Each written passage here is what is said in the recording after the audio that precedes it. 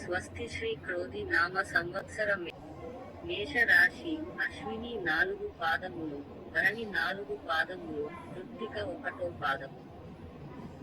ఆదాయము 8, వ్యయము 14, రాజపూజ్యత 4, అగౌరవం 3. ఈ రాశి వారికి గురుడు అబ్బాది నుండి తేదీ మే 1, 2024 వరకు మేషరాశిలో జన్మస్థానములో అశుభుడగుట వలన రాజభయమును, చేయవృత్తి యందు చిక్కులును, బుద్ధి చాంచల్యమును, ధననష్టము, ఆపదలు కలుగును. తేదీ మే 2, 2024 నుండి వత్సరాంతము వరకు వృషభరాశిలో ద్వితీయ స్థానములో శుభుడగుట వలన మానసిక ఆనందమును, కీర్తియును, ధనలాభమును, ధర్మకార్యములు చేయుటయును, అన్ని విషయములలో శుభ ఫలితములు కలుగును.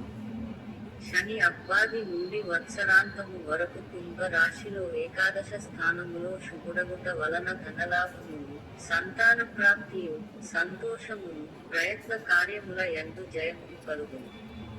రాహువు అబ్దాది నుండి వత్సరాంతము వరకు మీన రాశిలో ద్వాదశ స్థానములో అశుభుడగుట వలన ధనలాభమును, కష్టములను, నేత్రబాధయును, శత్రుమూలమున భయమును, ప్రయత్న కార్యములు చెడిపోవుటయును, తరచు ప్రయాణములు, స్థానచలనము కలుగును.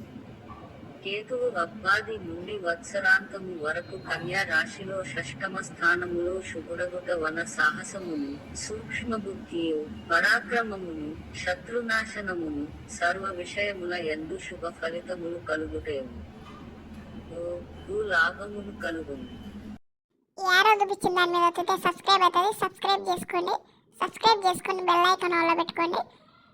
లైక్ చేయండి, షేర్ చేయండి, కామెంట్ చేయండి.